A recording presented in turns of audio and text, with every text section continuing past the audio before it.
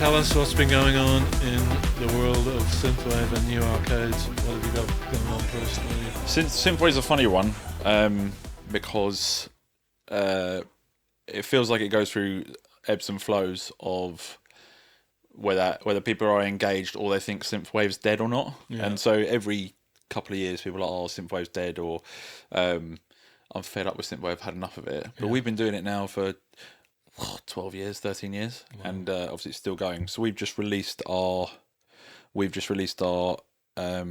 fourth album, and you obviously had the privilege of remixing one, and you're probably going to do another one as well. I had the privilege. yeah. Let's look at it that way for now. But you'll probably be the one who goes viral first. So, but yeah, it's been great, well received. It was a little bit of a darker tone. Obviously, we have sort of rock indie background. Well, you have some songs with like 1 million plus streams. Yeah. So how?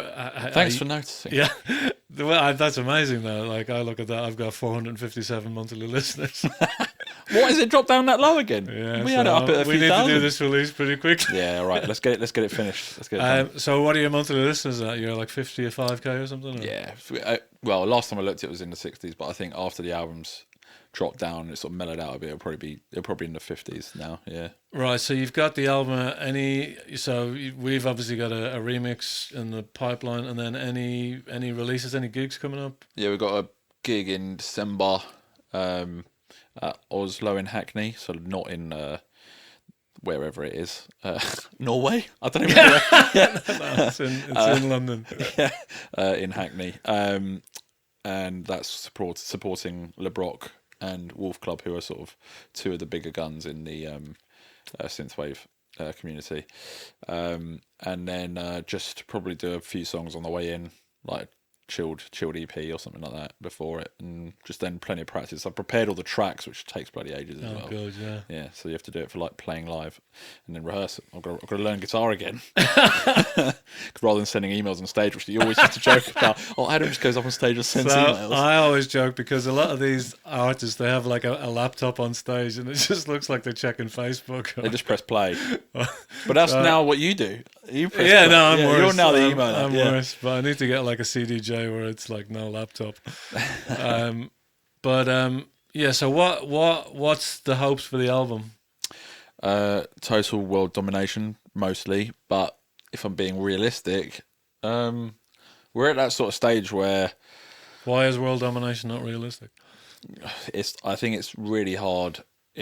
Obviously, everyone else who's a musician knows it's so saturated. I think what's good about the community we're in is that people love to know you. They love to know your music, and they are actually very loyal. So it's really nice to have a fan, like they talk about super fans or people like that, and we have a fair few of those amazing people, and it's lovely to connect with them as well. So your particular genre, there's a lot of people in that genre, a lot of fans that are hardcore fans. Yeah. And it is. I think our demographics are something like 76, 78% male, following only. So girls, please come on. Show some love. Yeah. What's going on there? But they are great. The girls that are involved are great, and the guys who follow us are awesome. But as well. you don't see this album like blowing up, or? I mean, it'd be great if it did, but it's almost like with the TikTok thing. The ones who do get a song to blow up, they're posting the same content every single day, singing their song to the camera, or playing it on a boat, or playing it off the side of a building, or playing it in a place where there shouldn't be, like a library or that kind of thing, and then that is what blows their song up. So, but you've got a bandmate, Dean, who loves that kind of stuff, loves making content.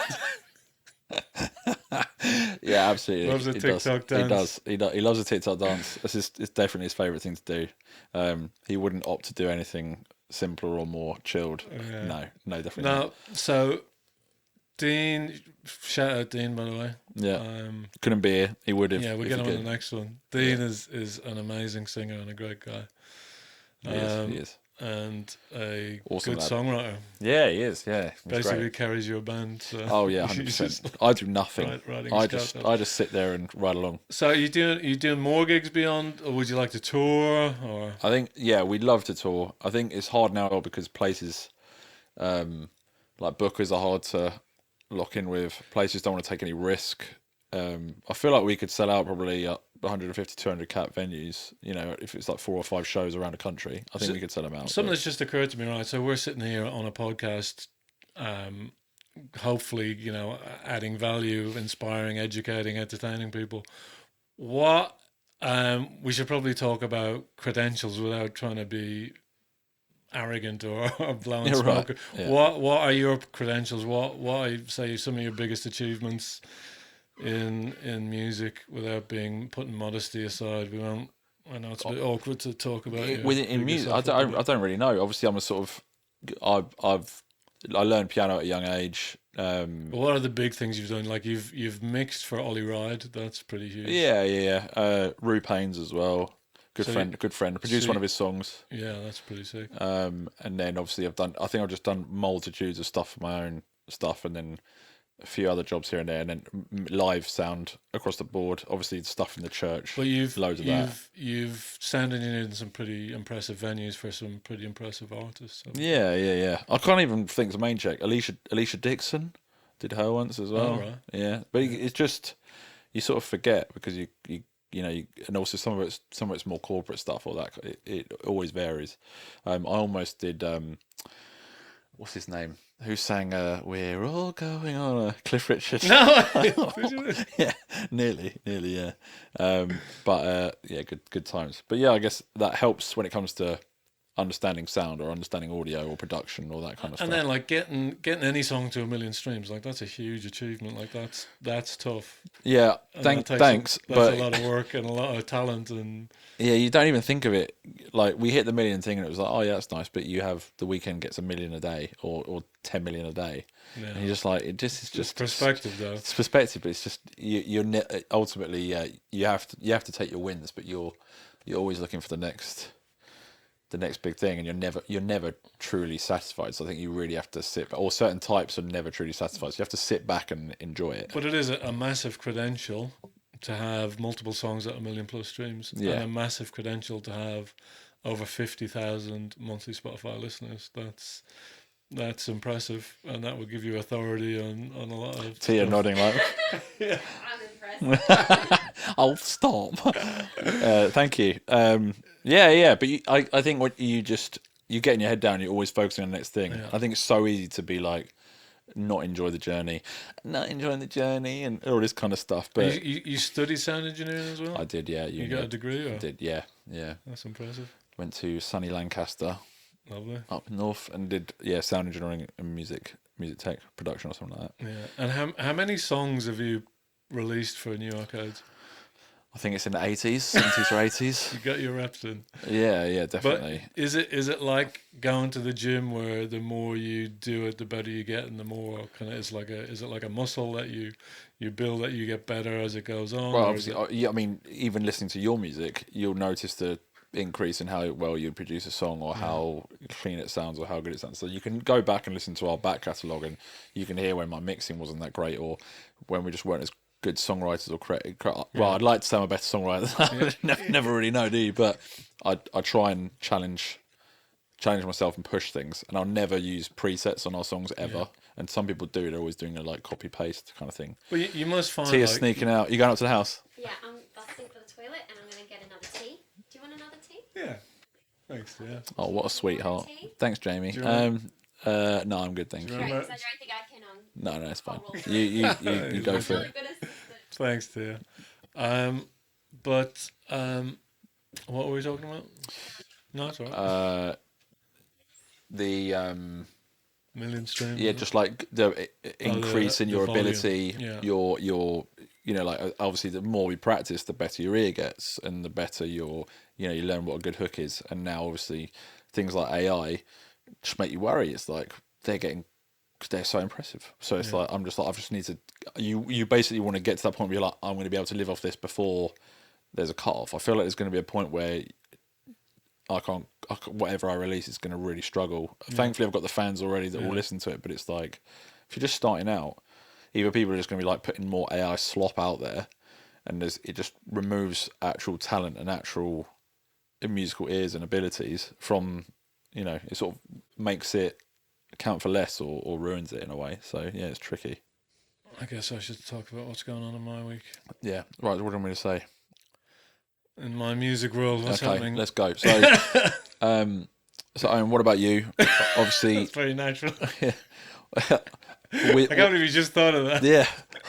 What about you? So I've just spoken for ages. Let's talk about you and your amazing remix you've got coming out soon. Yeah, so right now, so I've just recently started, because I've got a 9 to 5, and I've recently decided that if I want to get better at music and want to see better results, I have to do my music as a 5 to 9. So that means I get up at 5 a.m. and work from 5 to 9. That is disgusting. Do my 9 to 5. And then when I come back from the 9 to 5, I do another 5 to 9. So I've been doing this for about a week, but already I'm starting to see results in terms of you just get more done and you just feel better about yourself. Yes, you're tired and you just want to sleep all the time, but it gives you energy because you forget. It's like, oh, this is kind of fun, actually mixing and mastering and making progress. It does feel good. So I've just kind of recently moved away from just doing bootleg remixes. So I kind of had a little viral moment about a year ago with a Pausa bootleg remix, which was exciting to see, but I have ethical, concerns about that. Is it like it's illegal? It gets me clout, it gets me attention. It doesn't give me any money, it doesn't do me any commercial favors, but maybe it builds brand awareness. Gives your ego a stroke because you're getting clout and thousands of people. Yeah, it might give you something in the future. But I'll say this: I learned that I can produce good enough an unreleased track and have top DJs play it in big venues. Like there was a guy in I think it's called the Barn Store in Wolverhampton. He was the first guy to play it. Shout out David. And then a guy at Odessa Festival in Germany. I can't remember which city it was, but he was like, "This is a great remix." And so all these top DJs and promoters are saying, "You've got something here." Yeah, nice. And I was like, and I posted the clip on TikTok. I only had like over maybe 1,200 views, but all the comments were like, "Mate, send me this, send me this, send me this." I hadn't even like. It's great engagement though. But yeah, it is great engagement, and it gave me direction. But then I just kind of got fed up. Just like before we went to Turkey, I just was burnt out, man. Just making bootleg remixes, and then like I had a Dutch DJ. I did like a bootleg remix, and he commented on one of the posts. And I was just like, really, because I felt like he was a bit kind of annoyed, and I felt like maybe it's not right because I'm messing with their release plans. Yes, I'm benefiting. So if you follow James Hype, who's the biggest DJ in one of the biggest DJs in Tech House, his advice is, he built his career off bootleg remixes, illegal remixes. Every week he'd load them up to SoundCloud. Wild, isn't it? And then, so I did a bunch of those, but yeah, now I like writing. So yeah, I just want to just release. Start putting some stuff out. So I've got a thing now. You started and you'd put some like quite unique songs in sort of obviously after our remix or before our remix, the Evolve one. You'd put 3 or 4 songs out. Yeah, I had a few songs out. And yeah, just getting back to writing, which is what I really like, rather than remixing. Yeah. And you're not going to make any money from remixing anyway, really. So unless you really want to do it for fun. Yeah. Or it's an authorized remix, I think I'll maybe, like, this is authorized, the one that we're doing at the moment. Yeah. So that's fine, and I can, because I'm getting 80%, and dream on. you can have a. We'll have 98%. You can have. No, joking. But you split it evenly. I think that's the thing. By the way, you ever work with people? Get the money issue out of the way. Just go evens, and then you have equal interest in it, and you all care about it. 70-30. Me.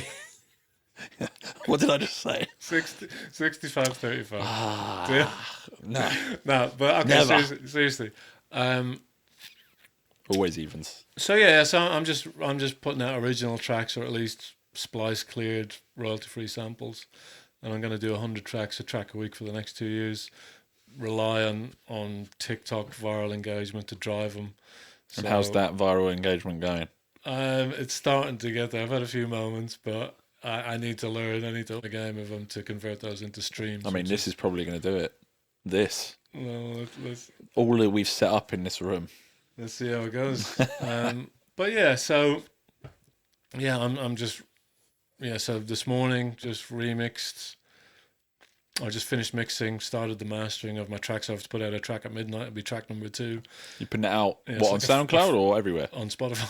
Oh, really? I put one out last week. So what? Are you doing just a 24-hour turnaround? Or are you doing like week by week? I just finished it today. It's going out tomorrow. So. How do you submit it for Release Radar? You want to have that stuff? I'm on DistroKid.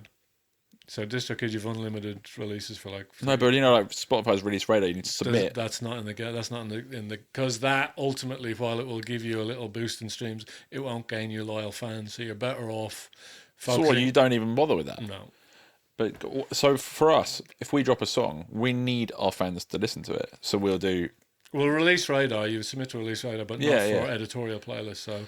You just because you don't get Release Radar if you don't submit it. So I'm following a strategy by this guy Nick D. I sent you his book, so he's got a book called You Don't Want to Badmouth. Yeah, and the thinking is that shout out to Nick D, by the way. Shout out to Nick D. Yeah. The thinking is that you focus on short form content, and that's what gets you loyal fans, people who care about you. And rather than posting selfish content, you post engaging content. And that's what drives streams to your music, and it's a whole skill set. Like, I'm still learning. It's a big challenge. Yeah, and I'm not young, so it's like I look at people like Fish 56, who's not in his 20s for sure, but people like I don't know what it's like in synthwave, but certainly house music, it seems ageless. Number 1 DJ in the world, David Guetta, he's like in his 60s. Is he? Yeah. Bloody hell. But you wouldn't know it, would Carl you? Cox is in his 60s, selling out Universe in Ibiza every week. Tiesto in his 50s. So 3 of the biggest DJs in the world are older. Not in their 20s. Yeah. So I mean, that's great. It gives us hope. Yeah. But it's I think there's what it feels like now is everyone who's young in synthwave, they're just starting out, and it is so hard to get going. But everyone that's sort of established like us, I think we started at the right time, really, because I was like 23, 24 when I started, and we obviously have the fan base, but everyone that's around us is similar age. They're like 40s or mid 40s. But that point about is the scene dying, if that's a constant thing, like I feel like house music is only growing. It's probably the hottest genre. All the festivals are like Glastonbury, Coachella, they're all focusing on house music. Yeah. So I don't know, in synthwave, is it growing? Is there main? Well, the Weekend would be the big example. It's a weird one because people don't know that the genre exists because it's always marketed as pop with those that are massive. Yeah. So College and Electric Youth, the Drive soundtrack, Kavinsky worked with The Weeknd in 2013, but no one knows that what Kavinsky does is it's not pop, but The Weeknd is marketed as pop. Yeah. And it's just all synthwave. It's exactly the same as what we do. Yeah. So people are like, this would fit in Stranger Things, or this would work with. So The Weeknd, the song he did with Ariana Grande, Save All Your Tears, is that a synthwave song?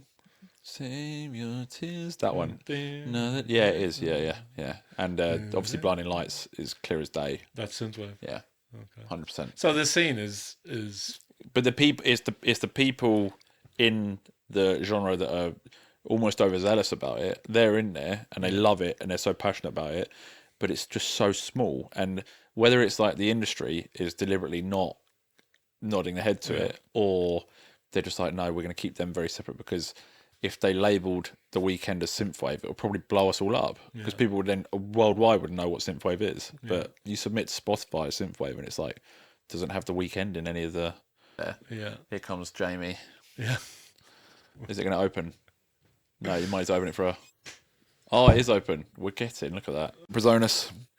Guys, we're halfway through our first podcast. Give yourselves a round of applause. Should we put a sound effect in? Well done. Okay, lightning round / hot takes. Especially as you have a synthwave artist in your midst. You ready? Yeah, go on in. Kavinsky or Carpenter Brute? No. First one. Oh, yeah, they're Got him. Figure a 4 leg lock. I'm going to go with Kavinsky based on nostalgia. Okay. But based on nostalgia, Drive. Just one word answers. Yeah, but I'm allowed to qualify it. One word answers. Because some of them I know and I have to give them a shout out. Kavinsky or Perturbator? Kavinsky again. Kavinsky or the Midnight? The Midnight. The Midnight or FM84? Ah! Got him. Right, I love the FM84 because of Ollie. I love Ollie. But I'm going to go with the Midnight. The Midnight or Mitch Murder? Midnight again. The Midnight or Laserhawk? Midnight. The Midnight or Gunship? Oh, this is a really hard one. Gunship. Gunship or Scandroid? Gunship. Gunship or Dance with the Dead? Oh. Gunship.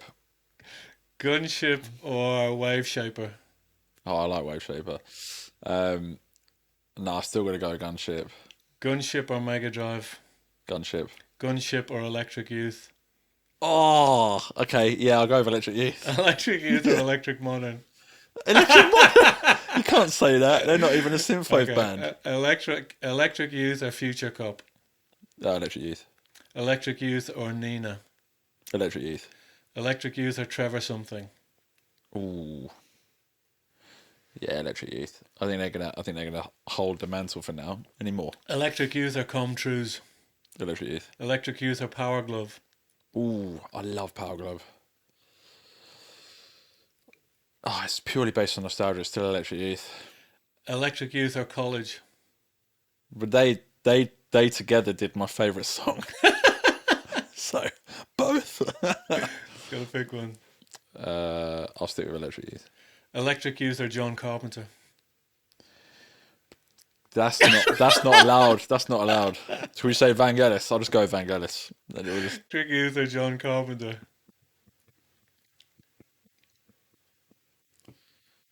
It's like Sophie's Choice.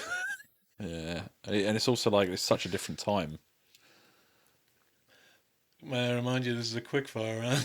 Let's just go Electric Youth. Yay, Electric Youth wins. Yeah, okay. Right, off you go. Also, the Midnight came up so early. I know. So it's just, it threw me. Right, so that synthwave thing was awkward because if the Midnight or Gunship had come up later, they wouldn't have trounced all of those other ones on the way in. Yeah. Okay, so I'm not going to start with David Guetta. Just go. Okay, David Guetta or Black Coffee? Black Coffee. Black Coffee or Peggy Goo? Black Coffee. Black Coffee or Fisher? Black Coffee. Black Coffee or Gordon City? Black Coffee. Black Did Coffee. you say Gordon City or Gorgon City? Oh, sorry, Gorgon. I misread it. Shut up. Shut up, okay? Gordon City. Like, I heard you. Shut up. oh my God. Gorgon City, sorry. Black Coffee. Black Coffee or Salado? I don't know who they are. Well, I do. No, I don't really. Gordon City. Black Coffee. Black Coffee or MK? Mark Kinchin. Who? Mark Kinchin. Don't know who that is. He's Black up there, Coffee. mate. He's up there. You should know him. Black Coffee. Chris Lake. No, Black Coffee or Chris. Yeah. You have to say it. Black Coffee or Chris Lake? Black Coffee. Just cut that bit then. Black Coffee or Carl Cox? Black Coffee. Black Coffee or Jamie Jones? Black Coffee. Black Coffee or Hot Since 82? Black Coffee. Black Coffee or Camel Fat? Black Coffee. Black Coffee or Claptone? Black Coffee. Black Coffee or Larry Heard? Black Coffee. Black Coffee or Frankie Knuckles? Black Coffee. Black Coffee or Daft Punk? Black Coffee. Really? Yeah. Black Coffee or Alesso? Black Coffee. Black Coffee or Diplo? Black Coffee. Black Coffee or Claude Von Stroke? Black Coffee. Black Coffee or Jax Jones? Black Coffee. Black Coffee or Tiesto? Black Coffee. Black Coffee or Heldens? Am I wearing a Hell Leave cap? Oh my God. I've added that. I added that. It's not even there.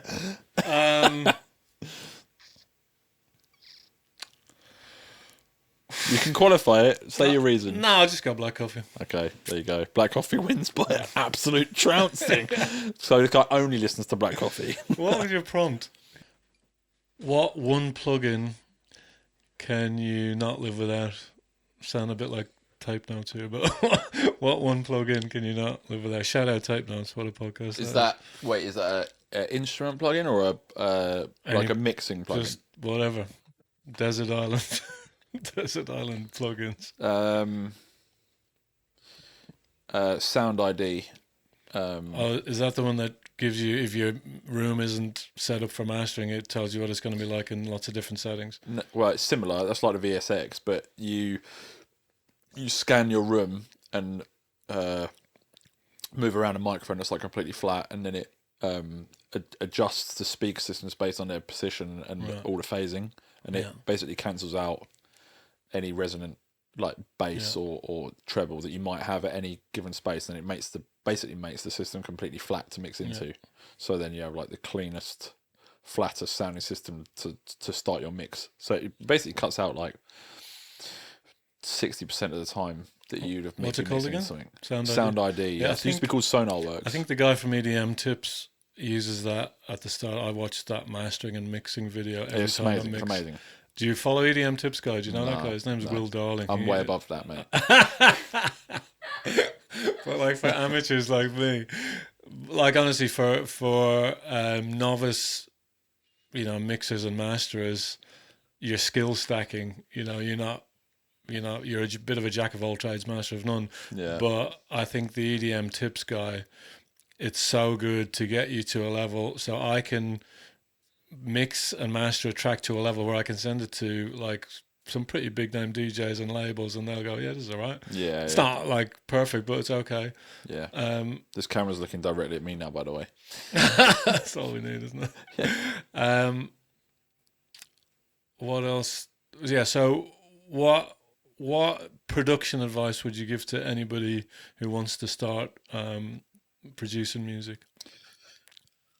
Oh, it's going to sound so like typical, isn't it? I know, but even if it's a cliche, just it's a bit like what you're doing now. I would have said, if you start, don't give up a project, don't quit. That's been my you're the failing. biggest hopper. Yeah, that's why my monthly listeners are 457. Because if you just chosen something when you started about 15, 20 years ago, and just stuck to that project or that artist, because I said that to you so many times, I was like, you should just never given up. But that's a lesson of what not to do from my end is being consistent. And I think now that I've made this commitment, and I even see, so I made a post on TikTok. I've already got like an extra 100 followers probably. So I already got like 5,000 views or something. Me just talking about I'm going to be consistent and people holding me accountable on the app, or just if I come to you and say, listen, mate, remember I committed to doing a song a week. Here's how I'm getting on with that. Yeah. Because I want to slack off. Like yesterday, my mate Josh comes over to the gaff. I was supposed to mix and master a track, but the Chelsea-Liverpool game is on. I'm watching that bloody game. And, I was supposed to be a 5-minute break. So it's staying focused on my plan and being consistent and staying loyal and kind of taking a leaf out of New York Hade's book of, getting that volume, 80 tracks. Like, that's a phenomenal achievement to get that. Thanks, man. No, it's because, I think I've heard that saying, you stay in the game long enough, eventually the chips come to you. Or some shit will stick. Yeah, but it is. You got it in your reps. You've got to a level of proficiency through all the bullshit and the failure and the no streams and nobody listening and the mixing wasn't great or the mastering or maybe the songwriting wasn't great. So if you look back at New York Hade's track 1 to New York Hade's the latest album, and that song that I'm remixing at the moment, Iconic. That's just such a good tune, mate. That is such a well-written, it could sit in any genre. So we've already tried it in synthwave and it sounds great. We already tried it. I'm liking how they're sounding. The last two that you sent me sounding really good. The David Guetta vibe and the Calvin Harris vibe. Yeah. I know you aren't a huge fan, but I like the kind of music, Black Coffee, Afro House vibe. I think there's something there. I mean, I don't mind. I don't mind doing that. Yeah. It wouldn't have been my first call. I'll still release the 3 of them or whatever. Yeah, you could do a remix as EP. Yeah, but I think that advice is fantastic advice to just, if you're a producer and you want it, is just to do volume and be consistent. Yeah, because so many people do like, this isn't working, and then they see another another artist. There might be an arse, but they see another artist. They might see another artist blow up and be like, oh, well, I'm just going to start a new project and do this again. So they jump ship and then they just plow everything into this one basket. Whereas it's like, just stick to you. If it's your name, which you obviously have as a brand, just stick with that. Even if you like deviate on genre a little bit, It doesn't matter. Just be consistent. Can I ask you a yes or no question? Yeah. Paid ads, yes or no? What do you mean? Like paid Meta Instagram ads for driving streams. Yeah, definitely. You've probably read the thing about the Hun, the band. They got big with their manager, purely based on that guy Meta ads. Andrew Southworth. Yeah. He's a big big advocate for it as well. I just forgot. I was doing that for ages until I couldn't afford it. I was like doing £20 a day on paid ads. That's a lot. It's a lot. But it did drive streams. So one of my tracks now has like, I think 35,000 streams on it, which for me is good. Is huge. Was that Yakelvac one? No, I think it was the home remix, maybe. Anyway, okay. I found that I'd done that for playlists as well. So I've got a couple of playlists with over like 1,400 followers. Nice. So altogether, I've got maybe 2,500 followers across 3 playlists that I'd done with paid advertising. That's really good and useful. And I can help other artists. You can start making money out of them. So instead of it, like my favorite thing to promote is me and me and my ego. But I can actually.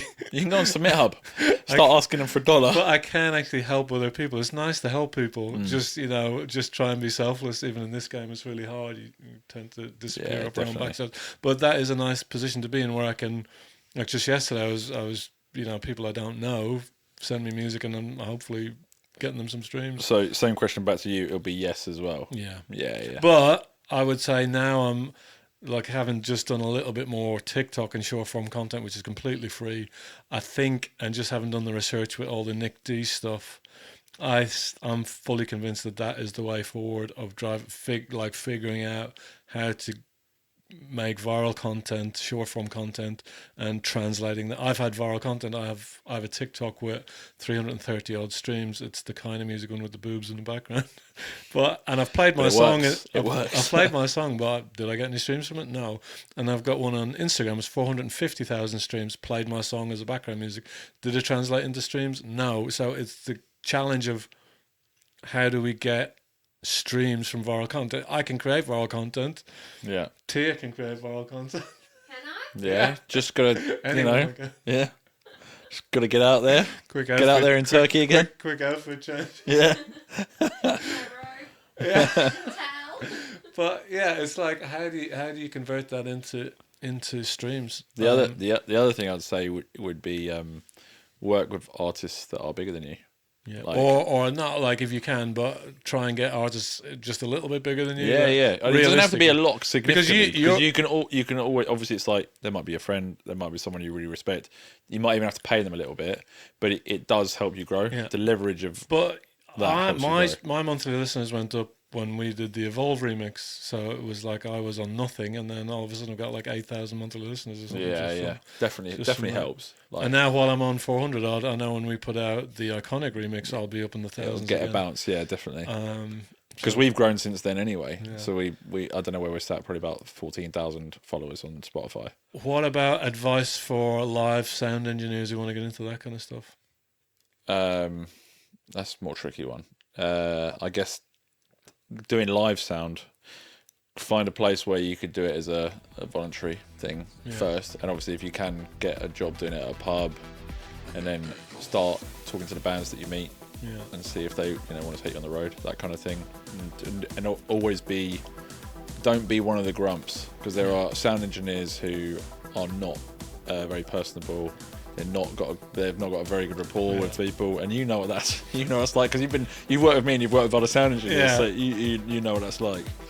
But yeah, I'd say always be open, warm, and friendly, and that in itself goes a long way, because it's not always about being the best at the technical, but about the trust and the relationship that you have with them. Yeah. So having a good relationship with everybody you work with bodes well for you in the long run, basically. I should call it there. Yeah. Bye, everybody. Bye. This has been the inaugural Evolve podcast with me, Owen, and Adam, and the lovely Tia. Yeah. It's been the eye candy. So yeah, tune in next week, and we'll hopefully see you guys then. Bye. See you next Tuesday.